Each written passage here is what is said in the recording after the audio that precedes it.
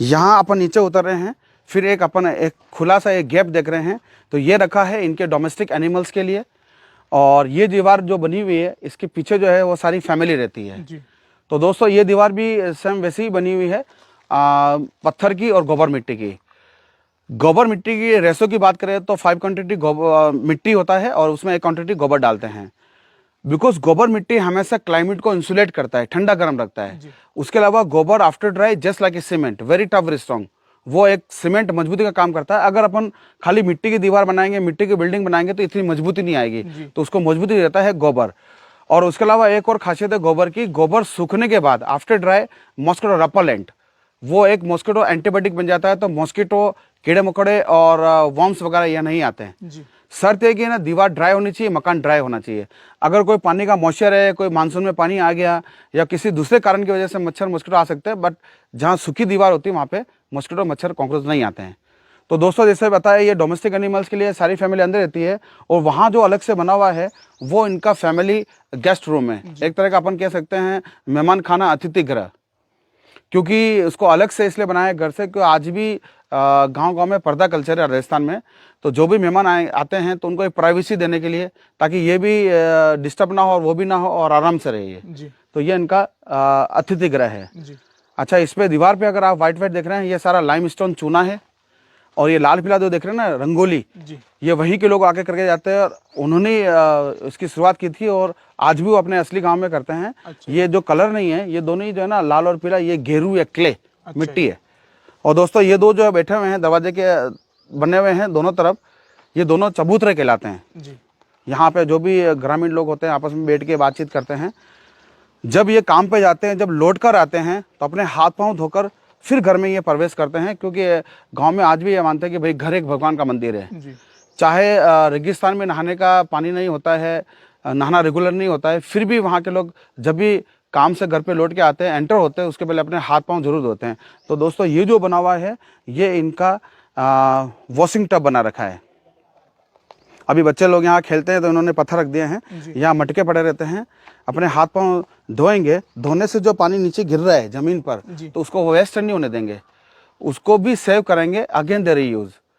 जो उन्होंने यूज किया हुआ पानी है उसको दोबारा इस्तेमाल करते हैं। कैसे करते हैं कि जैसे उनके जानवर है, उनके पाँव खराब है, उनको साफ करेंगे या फिर गोबर मिट्टी मिला के लिपण करेंगे।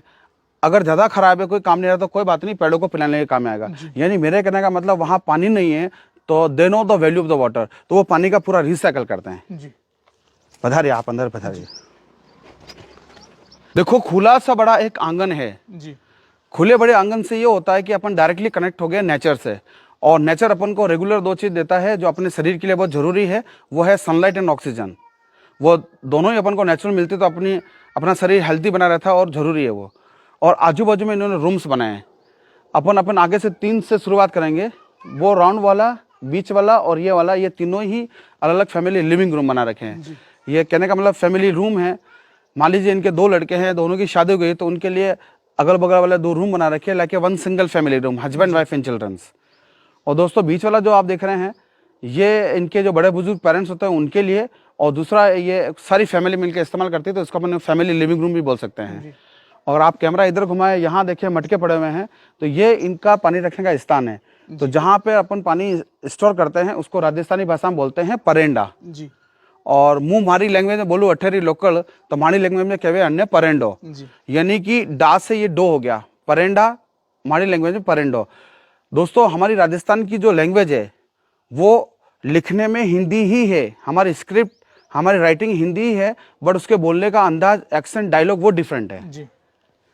और इधर ये वाला देखेंगे तो ये इनका है किचन, कुकिंग के लिए, खाना पकाने के लिए। और आप दरवाजे के इस तरफ देखेंगे तो ये बना हुआ है इनका वॉशरूम। वॉशरूम का मतलब only for washing, not a toilet, toilet the outside in the nature.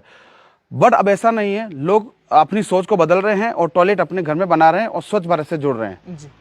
ये जो आप देख रहे हैं छोटा वाला झोंपड़ी, ये एनिमल के खाने का चारा जो घास होता है उसके रखने का ग्रास स्टोर रूम है।